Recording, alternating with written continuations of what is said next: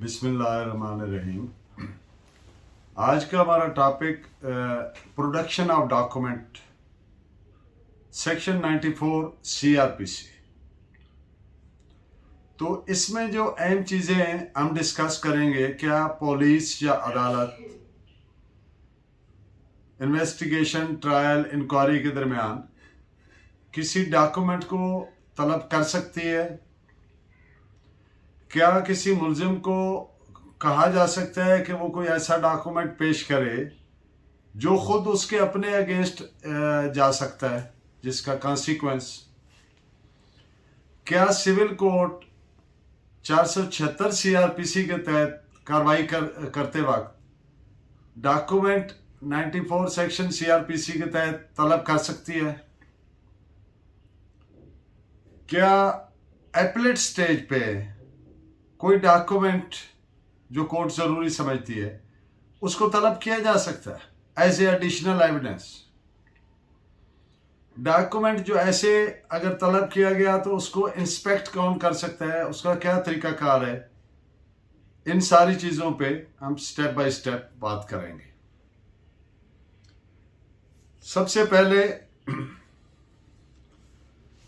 जब कभी अदालत या ऑफिसर इंचार्ज पुलिस स्टेशन किसी इन्वेस्टिगेशन, इंक्वायरी या ट्रायल के दौरान ये ज़रूरी समझे कि फलां डॉक्यूमेंट का पेश किया जाना ज़रूरी है, या एनी ऑफ द पार्टीज, मुद्दई या मुलजिम, कोई भी फरीक दरख्वास्त दे के कोर्ट को मुतमईन करे कि इस डॉक्यूमेंट को पेश करना ज़रूरी है,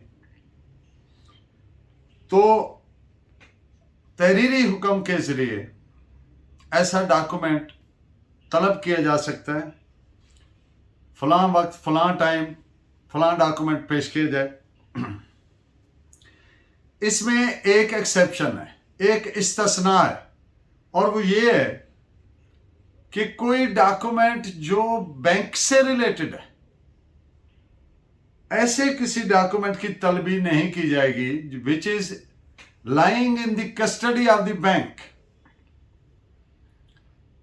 लेकिन आगे इसमें फर्दर एक एक्सेप्शन है, और वो ये है कि जो ऑफेंसेस हैं 403, 406, 408 and 409, 421 up to 424 and 465 up to 477 APPC, इन मुकदमात की तफ्तीश के सिलसिले में तफ्तीशी ऑफिसर सेशन जज साहब कंसर्न से तहरीरी इजाज़त के ज़रिए कोई डॉक्यूमेंट ले सकता है मुतलका शख्स से, जबकि बाकी तमाम केसेस में हाई कोर्ट की तहरीरी इजाज़त से कोई भी डॉक्यूमेंट लिया जा सकता है। यहाँ पर एक बात ज़िम्नन अर्ज़ कर दूँ कि जब कोर्ट किसी ऑफिसर या मुतलका शख्स को हुक्म करती है डॉक्यूमेंट पेश करने का, और वो अकॉर्डिंगली डॉक्यूमेंट पेश कर देता है कोर्ट में, लेकिन ख़ुद पेश नहीं होता, तो इस सेक्शन की तामील तस्वर होगी कि सेक्शन कंप्लाई विद हो गया। यानी डॉक्यूमेंट ज़रूरी है, वो बंदा ज़रूरी नहीं है, वो अपने किसी सबॉर्डिनेट के ज़रिए भी वो डॉक्यूमेंट पेश कर सकता है।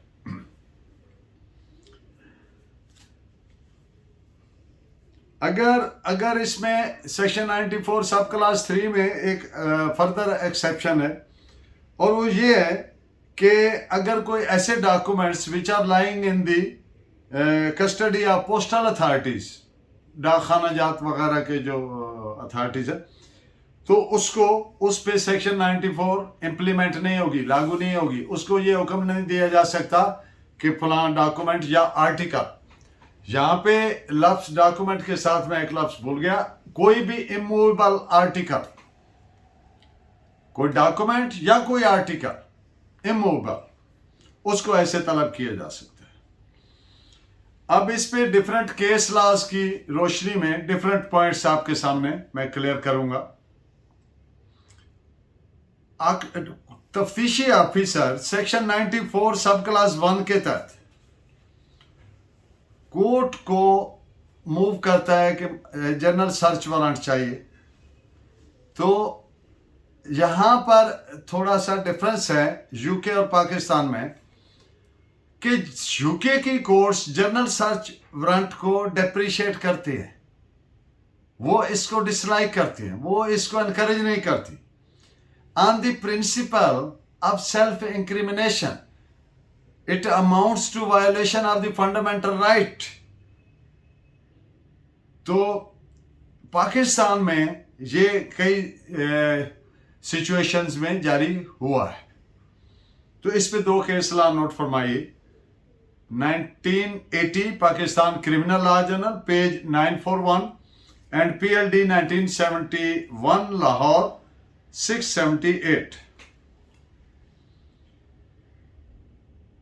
अब एक ऐसा डॉक्यूमेंट है जिसकी बाबत मुलजिम कोई प्रिविलेज क्लेम करता है।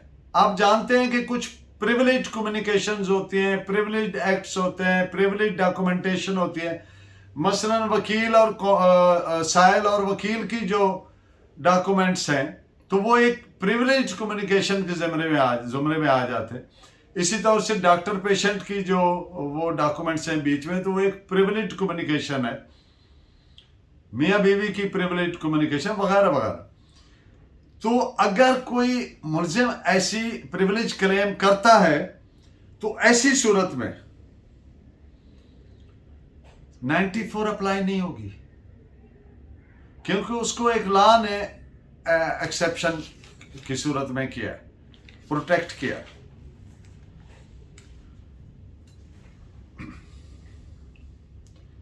सेक्शन 94 सब क्लास 1 सिर्फ उस सूरत में, सिर्फ एक सूरत में, जब कोई इन्वेस्टिगेशन हो रही है या ट्रायल हो रहा है, ट्रायल कोर्ट चाह रही है, या कोई इंक्वायरी हो रही है, इसके अलावा इसका इस्तेमाल नहीं किया जा सकता। So this is reported as 1970 criminal law journal page 618 and AIR 1935 Sindh page 13। ये जो मैंने इससे पहले बात की प्रिविलेज डॉक्यूमेंट की, प्रिविलेज को क्लेम करता है तो उस पर सुप्रीम कोर्ट का एक फैसला आप नोट फरमाइए। 1996 SCMR पेज 1668। मैजिस्ट्रेट मुलजिम को हुक्म कर सकता है कि फलां डॉक्यूमेंट पेश करे।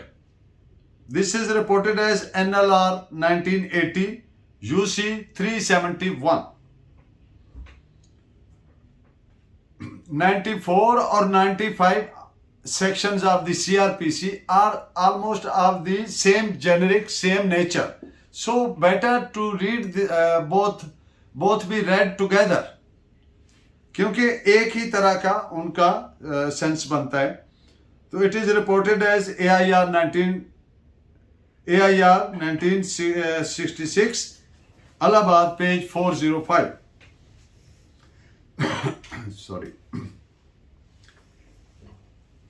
एक केस हुआ जिसमें कोर्ट ने हेल्ड किया कि ये कोई ग्राउंड नहीं है डॉक्यूमेंट ना मंगवाने की कि मुलजिम को बहुत ज़हमत होगी। कोर्ट ने सिर्फ ये देखना है कि क्या ये उस इंक्वायरी, ट्रायल या इन्वेस्टिगेशन के लिए जरूरी है। वो जरूरी कब है? When it is directly linked with that. So it is reported as 1986 criminal law journal page 1324। ये डबल बेंच का फैसला है, DB की जजमेंट है। सेक्शंस 94 से लेकर सेक्शन 105 तक रिकवरीज करवाई जा सकती हैं सिर्फ अदालत के समन या वारंट के जरिए। एक बात ज़हन नशीन कीजिए कि जो पुलिस वाले का ये इख्तियार है, जैसे मैंने इन दी ओपनिंग ऑफ द लेक्चर कहा कि ऑफिसर इंचार्ज पुलिस स्टेशन या अदालत, तो पुलिस वाला आज खुद नहीं करेगा। वो तहरीरी आर्डर कहां से हासिल करेगा? समन या वारंट कंसर्न एरिया मैजिस्ट्रेट से। और 94 to 105 तक जो रिकवरीज हैं वो अदालत के समन या वारंट से ही हो सकते हैं। This is reported as 1992 SCMR page 1475। अदालत किसी भी इन्वेस्टिगेशन, इंक्वायरी या ट्रायल के लिए किसी डॉक्यूमेंट या मूवेबल प्रॉपर्टी कोई आर्टिकल्स उनको पेश करने का हुक्म जारी कर सकती है। इससे एक बात और भी सामने इसका पहलू आया एक चीज का, कि सिर्फ सेक्शन 540 के सीआरपीसी के तहत नहीं बल्कि सेक्शन 94 के तहत भी ये ऑर्डर दिया जा सकता है। This is reported as 2002 ACMR page 468। Trial के दौरान दोनों पार्टीज में से कोई एक फरीक, कोई एक पार्टी, भले वो मुद्दई है भले वो मुस्तगीस है, मुद्दई है या मुलजिम है, वो कोई डॉक्यूमेंट तलब कर सकते हैं, पेश करवा सकते हैं बजरिया कोर्ट को दरख्वास्त दे करके। This is reported as PLD 2019 high court Azad Jammu Kashmir page 35। Court ने उसकी अपना जुडिशियस माइंड अप्लाई करके देखना है कि क्या ये जरूरी है या नहीं। एक और अहम बात कि क्या किसी एक मुकदमा में जो एविडेंस रिकॉर्ड हुई है क्या वो दूसरे केस में पेश की जा सकती है, यानी उसकी मुसद्दका नकुल कोई एग्जिबिट करवाई जा सकते हैं? The answer is no. इसलिए कि उसमें गवाह का बयान होना, एग्जामिनेशन इन चीफ होना और फिर उस पर क्रॉस होना जरूरी है। दूसरे मुकदमा में रिकॉर्डेड एविडेंस की मुसद्दका नकुल नहीं एग्जिबिट करवाई जा सकते, और अगर ऐसा किया गया तो ये इनक्योरेबल इरेगुलरिटी होगी अंडर सेक्शन 537 CRPC, जिस वजह से होल ट्रायल वुड बी विशिएटेड, खत्म हो जाएगा सारा ट्रायल, इलीगल हो जाएगी प्रोसीडिंग। तो so this is reported as 2021 Pakistan criminal law journal page 417। अदालत सेक्शन 94 के तहत किसी मेडिकल रिपोर्ट को या किसी और एक्सपर्ट की रिपोर्ट को या किसी भी दीगर डॉक्यूमेंट को विच इज नेसेसरी उसको तलब कर सकती है, उसको पेरूज कर सकती है। अब किस लिए कर रही है? उसकी वैलिडिटी या इनवैलिडिटी को जज करने के लिए, या क्या कि उस डॉक्यूमेंट पे रिलायंस प्लेस किया जा सकता है कि नहीं। So this is reported as 1997 Pakistan criminal law journal 1953। अब मैंने पहले एक गुजारिश की कि जो बैंक के डॉक्यूमेंट्स और articles which are in the custody of the bank, वहां पे एक्सेप्शन हासिल है, वहां पे 94 के तहत इस तरह नहीं तलब करवाया जा सकता। लेकिन अगर कोई ऐसा ऑफेंस हो गया, फॉर इंस्टेंस कोई डकैती हो गई, तो बैंक के लॉकर से कैश या दीगर आर्टिकल्स, गोल्ड वगैरह या कोई और चीजें वो डकैती के दौरान ले जाई गई, तो अब वो जहां से ले जाई गई वो जगह वो केस प्रॉपर्टी है और वो बैंक की कस्टडी में है, तो फिर सेक्शन 102 को CRPC को देखें तो फिर उसकी सर्च का आईओ को इख्तियार है, तो वो फिर उन चीजों को IO as a case property, माल मुकदमा के तौर पर वो मंगवा सकता है और अपनी कस्टडी में आगे फिर उसने उसको जो भी in accordance with the procedure करना है वो करेगा। तो ये जब direct link with the offence होगा तो फिर वो प्रिविलेज नहीं रहेगी बैंक को। So this is reported as PLD 2012 Sindh page 461। एक नॉर्मल प्रैक्टिस है जो कि दुरुस्त नहीं है, उसमें थोड़ी क्लैरिटी की जरूरत है। आम ख्याल है कि जो मुलजिम ने डॉक्यूमेंट मंगवाना या पेश मंगवाना है बिलखसूस, तो वो सिर्फ बयान मुलजमान के वक्त, यानी जब सेक्शन 342 CRPC की प्रोसीडिंग होनी है उसी वक्त करना है। तो उससे पहले अगर कोई दरख्वास्त देता है मुलजिम की तरफ से कोर्ट को कि जी फलां डॉक्यूमेंट मंगवाया जाए फलां महकमे या फलां जगह की ऑफिसर की कस्टडी में है, तो नॉर्मली वो डिक्लाइन हो जाती है कि ये जी बयान मुलजमान के टाइम पे दीजिएगा। तो लीगली ऐसा नहीं है, क्योंकि वर्ड व्हेनेवर यूज हुआ है, तो किसी भी स्टेज पे अगर मुलजिम दरखास्त देता है कोर्ट को कि फलां डॉक्यूमेंट फलां महकमे के पास है, वो मंगवाया जाए। अब उसने कोर्ट को सेटिस्फाई करना है कि ये किस तरीके से directly linked with the offence है, इससे किसी की क्या बेगुनाही या गुनाहगारी क्या जो भी सामने आती है, लेकिन ये एक बड़ा अहम फैक्ट है which is directly related to the case. तो directly related to the case का कॉन्सिक्वेंस जाएगा in the end of the day in just decision of the case, proper dispensation of justice. तो फिर जब वो जरूरी है उसको देखना, तो फिर कोर्ट मंगवा सकती है। whenever वर्ड यूज हुआ है, whenever, जब भी कभी मुलजिम की तरफ से दरखास्त आती है, तो इसमें ये कतन कोई रेस्ट्रिक्शन है सच नहीं है कि सिर्फ बयान मुलजिमान के वक्त ही वो मंगवाए जा सकते। तो इस पे आप दो जजमेंट्स, दोनों इंडियन कोर्ट्स के फैसले, AIR 1963 Andhra Pradesh page 362 and AIR 1961 Mysore page 191। अब इन दी ओपनिंग मैंने एक बात की कि सिविल कोर्ट में जब सेक्शन 476 CRPC की प्रोसीडिंग होती है, आप जानते हैं कि जब परजरी का कोई एलिगेशन आता है कि ये इस आदमी ने कोर्ट से परजरी का ऑफेंस किया है, यानी द्रोह गल्फी जिसको कहते हैं, यानी जानते बूझते, knowingly and deliberately furnishes false evidence before the court, तो उसके खिलाफ प्रोसीडिंग करने के लिए आप जानते हैं कि 476 CRPC के तहत दरखास्त दी जाती है, और फिर वो 193 से 195 तक जो भी एप्लीकेबल हो PPC के रेडविद करके कि इसको सजा दी जाए इसके तहत। इसने कोर्ट को जानबूझकर गलत बयानी किया। तो क्या उसमें अगर कोई डॉक्यूमेंट या कोई मूवेबल आर्टिकल मंगवाना जरूरी कोर्ट समझे, तो फिर वो चूंकि 476 CRPC है, तो क्या वो 94 CRPC का इस्तेमाल कर सकती है? The answer is no. इसलिए कि civil court shall remains civil court, वो क्रिमिनल कोर्ट कन्वर्ट नहीं हुई 476 की प्रोसीडिंग करते वक्त, वो सिविल कोर्ट ही रहेगी और वो अपने सिविल प्रोसीजर के तहत मंगवाएगी, वो which is sufficiently provided for that. 94 के तहत नहीं मंगवा सकती। So this is reported as AIR 1942 NAG 73।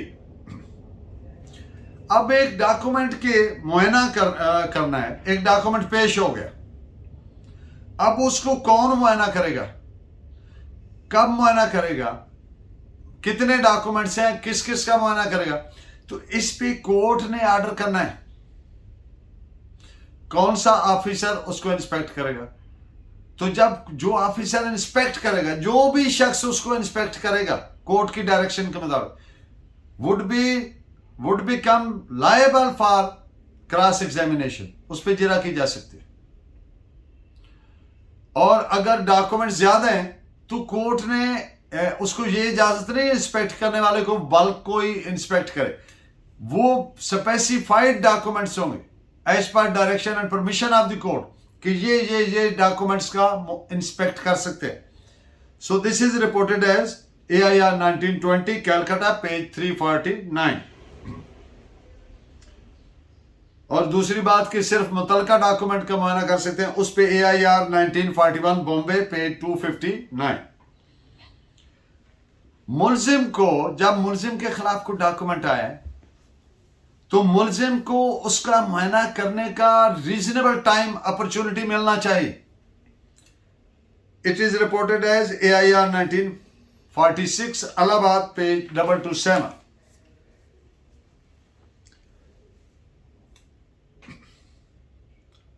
तो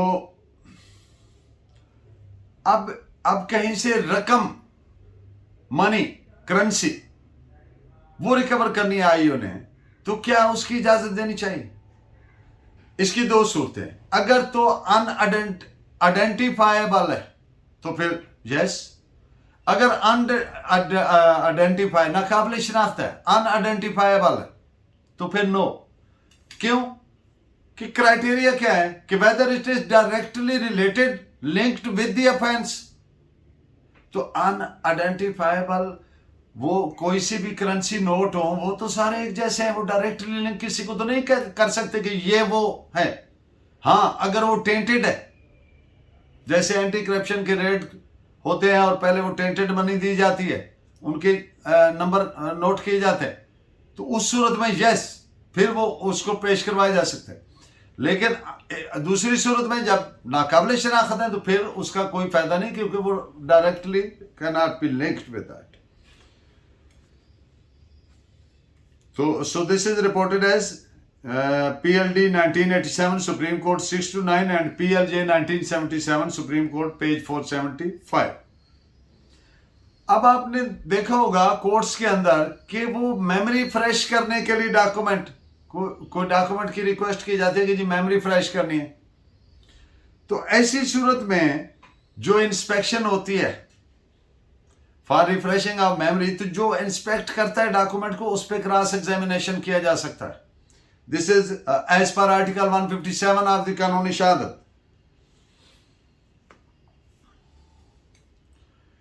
ये दो केसेस हैं जिनमें ऑनरेबल कोर्ट ने हुक्म दिया कि आईओ को तमाम डिटेल्स दी जाए डॉक्यूमेंट्स की और इंस्पेक्ट करने दिए जाए। These are reported as PLD 2016 Sindh 139 and 1972 SCMR page 85। मैंने पहले एक बात की कि सेक्शन 94 का इस्तेमाल सिर्फ और सिर्फ ड्यूरिंग इन्वेस्टिगेशन, ट्रायल और इंक्वायरी किया जा सकता है, इसके अलावा नहीं। तो इस पे आप केस लॉ नोट फरमाइए, PLD 1961 ढाका पेज 795। अब जो बात है कि ये प्रिविलेज्ड जो एक होती है इंसान को सेल्फ इंक्रिमिनेशन के खिलाफ, ये हमारे article 13 sub class B of the constitution of Islamic republic of Pakistan 1973, तो उसमें भी nobody can be compelled to become a witness against himself. ये फंडामेंटल राइट है, और फंडामेंटल राइट आप जानते हैं कि वो सुप्रीम लेजिस्लेशन है, और जबकि दूसरी सारी वो सबऑर्डिनेट लेजिस्लेशन है, तो वो प्रिवेल करेगा। Nobody can be compelled to become a witness against himself. So these are reported as 1996, यानी किसी आदमी को अपने के खिलाफ कोई सबूत कागज की सूरत में या मोबाइल आर्टिकल की सूरत में नहीं हुक्म दिया जा सकता। So this is reported as 1996 SCMR page 1668 and NLR 1995 SCJ page 128। ये जो वर्ड यूज हुआ है पर्सन, तो पर्सन में accused also come with in the meaning and definition of word person. तो मुल्जिम को भी समन वारंट किया जा सकता है कि भाई आप ये डॉक्यूमेंट आपकी कस्टडी में ये पेश करें, इसमें कोई इस तरह की तखसीस नहीं है। PLJ 1979 criminal cases law 356। अब अगर मुल्जिम ने अंडरटेकिंग दी कि ये डॉक्यूमेंट मेरे पास है, कोई एग्रीमेंट है, कोई चेक है, व्हाटएवर, तो उसने कहा जी मैं पेश कर दूंगा, नेक्स्ट डेट पे पेश कर दूंगा। अब वो उस ऑर्डर के खिलाफ रिवीजन में चला गया मीनवाइल, तो कोर्ट ने टर्न डाउन किया कि जब आप अंडरटेकिंग देकर आए हो कोर्ट में, तो फिर आपकी रिवीजन मेंटने वाली नहीं है। So this is reported as PLD 1971 Lahore page 678। ये जो मैंने पहले गुजारिश की कि जो डिस्क्रिशन का इस्तेमाल कर रहे हैं अंडर सेक्शन 94 CRPC, ये जुडिशियस होना चाहिए, जुडिशियस होना चाहिए। इस पे आप और क्योंकि इसमें दो चीजों का ख्याल रखना है कि it shouldn't be in violation of section 162 CRPC और article 6 and 7 of the KOSO। उनको सामने रख के फिर इसका अपना डिस्क्रिशन का इस्तेमाल करना है कोर्ट ने। So this is reported as AIR 1970 supreme court 962।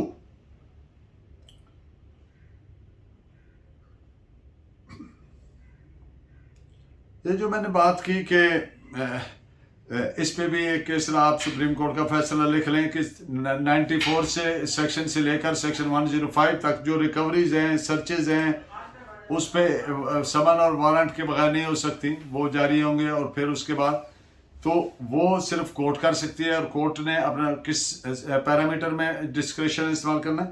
इन सारी बातों पे 1992 SCMR पेज 1475 एक ओपनिंग में मैंने लेक्चर के ओपनिंग में मैंने बात की कि एडिशनल एविडेंस क्या एट एपलेट स्टेज पेश की जा सकती है। द आंसर इज यस, मुख्तसर बात तो ये की जा सकती है, लेकिन ये कोई ऐसा नहीं है कि ऐसे फ्री एक इख्तियार हासिल है। उसमें पेश करने वाले को कोर्ट को कुछ चीजें प्रूव करनी पड़ेंगी, तब इजाजत देगी कोर्ट। वो क्या चीजें हैं कि जब ये ट्रायल हो रहा था लोअर फोरम पे ट्रायल कोर्ट में, तो उस वक्त ये चीजें अवेलेबल नहीं थी, या उस वक्त ये मसला था, उस वक्त ये एविडेंस जो है ये अभी सामने आई है, लाइक दैट। तो कोर्ट के कॉन्शियस को मुतमईन करना जरूरी है। अगर कोर्ट ये देखे कि ये अभी अपने ट्रायल में कोई इन्फर्मिटीज लेकुनास को खामियां रह गई हैं, तो ये उसकी पैडिंग कर रहे हैं, उसके लेकुनास दूर कर रहे हैं और cooking they are padding up their case, तो फिर कोर्ट इजाजत नहीं देगी। कोर्ट सिर्फ इस सूरत में देगी कि उस वक्त ये मौजूद नहीं थी, या कोई ऐसी वजह मौजूद थी कि किसी भी तरीके से ह्यूमनली पॉसिबल नहीं था कि ये प्रोड्यूस कर सकता, या ये चीज उस वक्त ये बंदा जेल में था या कहीं ऐसी जगह पे था कि वो नामुमकिन था, ह्यूमनली पॉसिबल नहीं था, तो फिर उस सूरत में वो इजाजत दे देगी। एपलेट स्टेज पे भी इजाजत मिल जाएगी, चाहे वो कोई डॉक्यूमेंट पेश करना है यानी सेक्शन 94 के तहत, चाहे वो आर्टिकल पेश करना है, तो वो एपलेट कोर्ट चाहे तो वो खुद अपने अपने सामने भी वो मंगवा सकती है, ये भी हुक्म कर सकती है ट्रायल कोर्ट में पेश करें और trial court in accordance with law इस पे प्रोसीड करें। So this is reported as 2008 MLD page 1208। कोई भी फ्रीक सेक्शन 94 CRPC के तहत, लेकिन इसमें एक शर्त है, याद रहे, फर्द जुर्म आयद होने से पहले।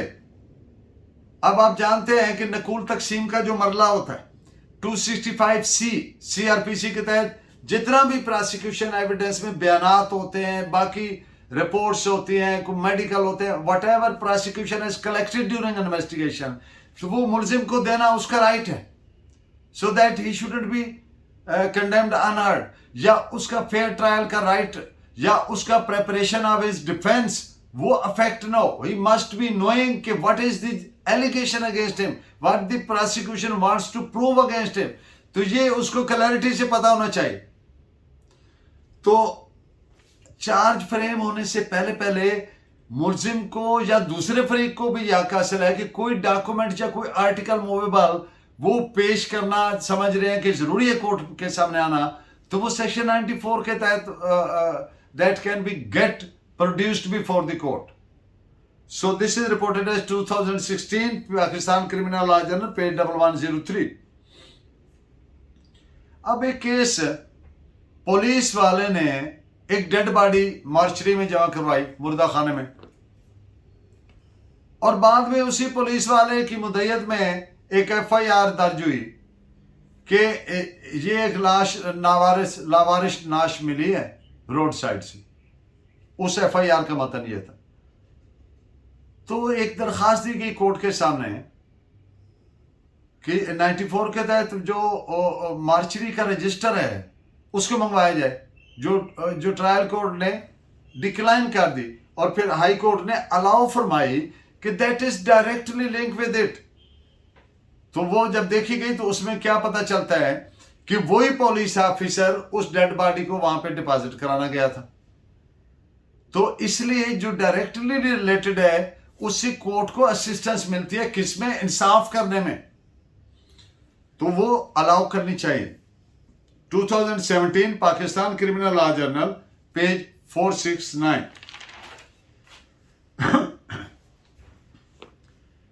सॉरी। अब एक बात है जो इस्लामिक सेंस है, एक तो हमारे article 13B of the constitution के प्रोटेक्ट्स अगेंस्ट सेल्फ इंक्रिमिनेशन। किसी आदमी को कंपेल नहीं किया जा सकता कि अपने खिलाफ खुद गवाह बने। अब इस्लामिक प्योर इस्लामिक सेंस क्या है इस बारे में? इस्लाम मुल्जिम को चुप रहने का हक देता है कि अगर कोई ऐसा सवाल उससे पूछा गया है जिसका जवाब उसके साबित कर देगा कि इसने ये जुर्म किया है, तो मुल्जिम को हक हासिल है कि वो खामोश रहे। और ये किस प्रिंसिपल है पर बेस्ड है? ये प्रिंसिपल है कि आखिरी अदालत अभी लगनी है, और वो अदालत है अल्लाह की अदालत। तो पहले, उससे पहले जो अदालतें काम कर रही हैं, ये लास्ट एंड फाइनल नहीं है। I am talking about Islamic concept of same. तो अल्लाह की अदालत जो है, that is the supreme court, ultimate court. तो वो अभी लगनी है, इसलिए nobody can come out to say कि जी वो तो मैं ऐसे अफेक्ट हो गया। नहीं नहीं, अभी इंसाफ, हतमी इंसाफ तो होना है। और इस्लाम में मुल्जिम को चुप रहने का, टू कीप साइलेंट, ये हक दिया। कॉन्स्टिट्यूशन ने प्रोटेक्ट किया अगेंस्ट सेल्फ इंक्रिमिनेशन, और कानूनी शहादत ने कहा कि आप जानते हैं 37, 38, 39 आर्टिकल्स आप कानूनी शहादत के statement before police is no statement. कब? जब मुल्जिम हिरासत में, यानी जो कोआर्स्ड कन्फेशन है, जो जबरदस्ती ली गई है, जबरदस्ती ली गई है, that is inadmissible in evidence. तो इसलिए ये सारी चीजें आप जहन में रखें। अब केस क्या है जिसमें ये कोर्ट ने डिस्कस की कि मुल्जिम को कहा रहा है कि आप असल सेल डीड पेश करें। मुल्जिम ने कहा जी ये मेरा ऐसे है जैसे खुद मैं अपने खिलाफ गवाह बन रहा हूं। तो इस पे फिर कोर्ट ने ये फैसला किया कि ये सारी प्रोटेक्शन अक्यूज्ड को हासिल है, but at the same time जो डिफेक्टिव इन्वेस्टिगेशन और वो चीजें हैं वो भी ज़हन में रखनी चाहिए। तो थोड़ा सा बैलेंस स्ट्राइक करना चाहिए। कोर्ट देखे कि हर क्राइम के अपने पेक्यूलियर हालात वाकयात होते हैं, फैक्ट्स एंड सर्कमस्टेंसेस होते हैं, तो उसके तनाजुर में कोर्ट ने ऑर्डर करना। I always wish my lecture be beneficial for you. Keep watching, keep guiding me by your valuable comments, and Allah ने के बाद थैंक यू वेरी मच।